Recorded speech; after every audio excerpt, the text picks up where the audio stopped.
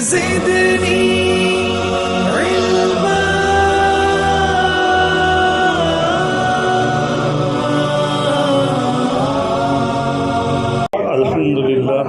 نوافل سائڈ میں پڑھ گئے. الحمد للہ وکفا وسلام علی عبادہ الذین اصطفى اما بعد فاعوذ باللہ من الشیطان الرجیم بسم اللہ الرحمن الرحیم الف لام را کتاب انزلناہ الیک لتخرج الناس من الظلمات الى النور. وعن ابن عباس رضی اللہ تعالی عنہما قال سأل رجل رسول اللہ صلی اللہ علیہ وسلم ای العمل احب الى اللہ تعالی قال الحال المرتحل.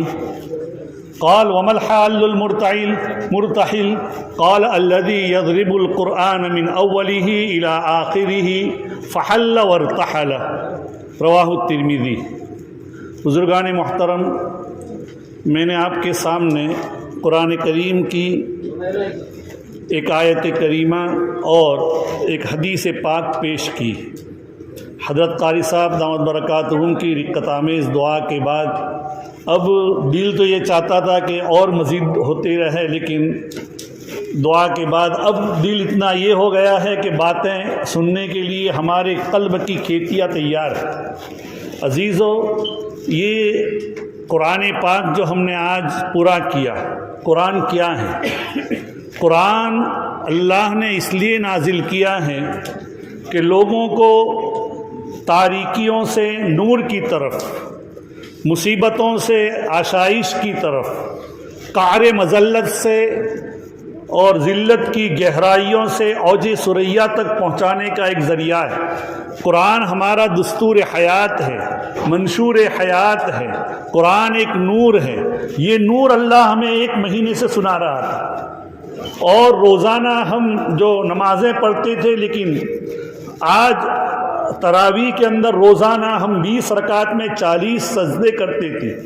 آپ جانتے ہیں یہ سجدے کی کیا کیفیت ہے. ہمارے سجدے اللہ کے سامنے جب ہوتے ہیں تو یہ سجدے کی یہ کیفیت ہے کہ اللہ تعالیٰ کے یہاں ہمیں ایک مقام اور ایک منزلت نصیب ہوتی ہے. اللہ تعالیٰ فرماتے ہیں حدیث پاک میں، اللہ کے رسول صلی اللہ علیہ وسلم فرماتے ہیں اقرب ما یکون العبد من ربہ تبارک وتعالی وہو ساجد. بندہ اللہ تعالیٰ سے سب سے زیادہ قریب سجدے کی حالت میں ہوتا ہے. تو دین میں 40 سجدے اور دینوں کے مقابلے میں اللہ نے تراویح اور قرآن کی برکت سے ہمیں مزید نصیب فرمائے. اس مہینے کے اندر 1200 ہمیں مقام قربت اللہ تعالیٰ نصیب کرتا ہے. تو یہ قرآن پاک ہم پڑھ رہے تھے، یہ ایک نور تھا. یہ نور ایسا نور ہے کہ جو ہمیں ہر قسم کی ترقیات سے نوازتا. آج ہمارا یہ قرآن پورا ہوا، لیکن میں کہتا ہوں جہاں قرآن پورا ہوا ہے، قرآن شروع بھی ہو چکا ہے.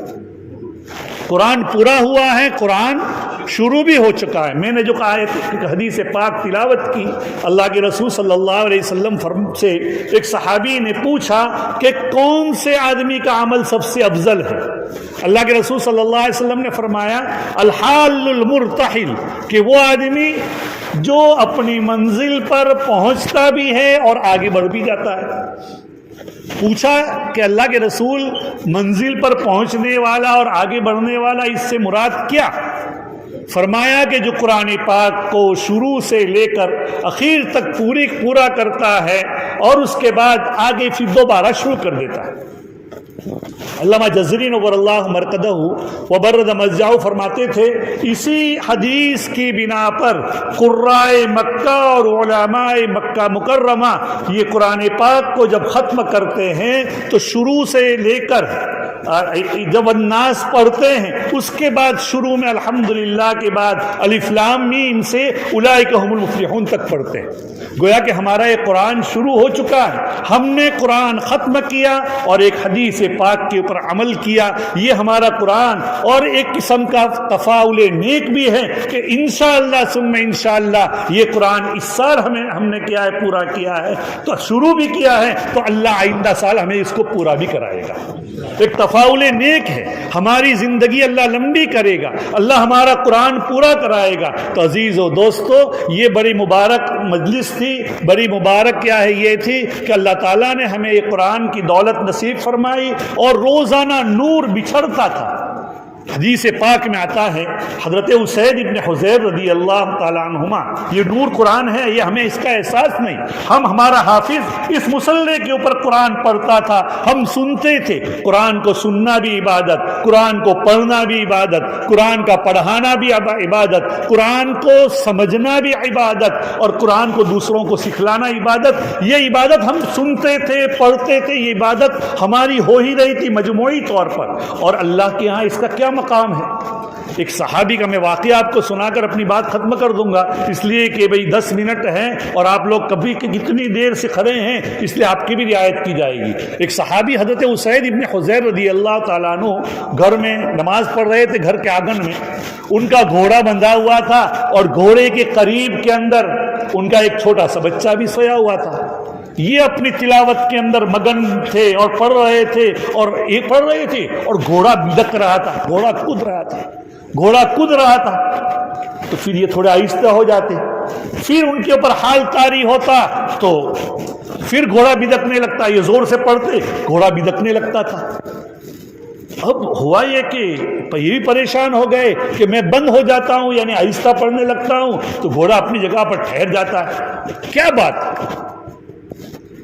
انہوں نے جلدی، ان کو خطرہ یہ تھا کہ کہیں گھوڑا بدک کر میرے بچے کو کیا ختم نہ کر دیں، بچے کو کوئی نقصان نہ پہنچ جائے، اس لیے حضرت اسید ابن حضیر رضی اللہ تعالیٰ عنہ نے نماز پوری کی۔